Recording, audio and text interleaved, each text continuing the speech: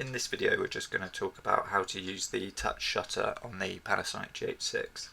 So by default the back screen on the camera is used for touch AF. So if we're doing video or photo, we've got the option to tap on the screen and it will essentially just sort of focus on whatever we click on. And then the sort of other option we've got is the touch shutter on there. So this is only available in the photo mode. So what we can do if we switch the camera on, so as a first point on this, we need the this kind of touch tab menu on there.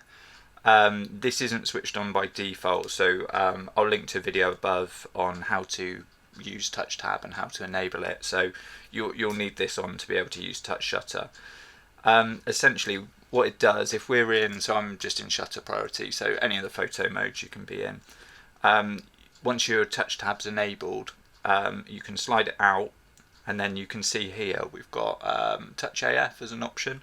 So if we can use that, so if we come out of there you can see we're focused on this kind of bear, and then we're focused on that caddy drive behind, and then if we bring it back out, if we tap on this AF and finger kind of icon, the touch AF, now we've got this one, so it's like a finger and then a button next to it, and that's actually the touch shutter. So if we hide the drawer away again, and then now if we click on the bear, what it will do is the focus will snap to the subject we touch. So it does do a touch focus, but it's a very quick focus. There's not a lot of kind of finessing you can do there. You can see if we touch onto the back there as well, it will lock onto there and take the photo. So you can see these two pictures. We've got the background was in focus there when I hit that, the bear was in focus when I hit that. So it's quite a nice little feature. I mean, you can use it sort of if you're just working from the back of the camera and you can't really be reaching over because maybe you've got things in the way, or it's just easier to be looking at the screen and sort of just tapping away, taking pictures. It's also quite good for because it's quite sensitive as well, so just the slightest touch and it will take a photo. So this camera is obviously very good for in-body stabilization, but if you're taking pictures pushing down the shutter, if you're taking like a long exposure, for example, obviously that can introduce a bit of shake into the image, and using the touch shutter sort of allows you to avoid that.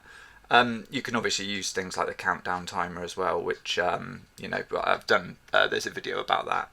I'll link to that. But it's just there are a few uses for the kind of touch shutter, so it's a useful one to know that it's there anyway. And then the final option on there, if you touch it again, then we've kind of got nothing now. So you can see that box is actually coming up because I've got the human and animal AF on, and it obviously thinks that this is a face and that is either a person or an animal. So that's kind of doing its thing. But now if I'm touching, I'm not getting any response from the focus, so I need to use the I need to be actually using the shutter now. And then if I pull the tray back out, I can just go back to either. I mean, I usually have it set to touch AF, but the touch shutter I do use occasionally, so it's worth sort of knowing it's there, And like I say, if you switch into a movie mode, so if we just go into the manual movie mode on the top, you can see if we pull the drawer out, that option is it's not there. So you can't use it for a kind of a touch record, but there are buttons all over the camera to be recording, so it's not really an issue.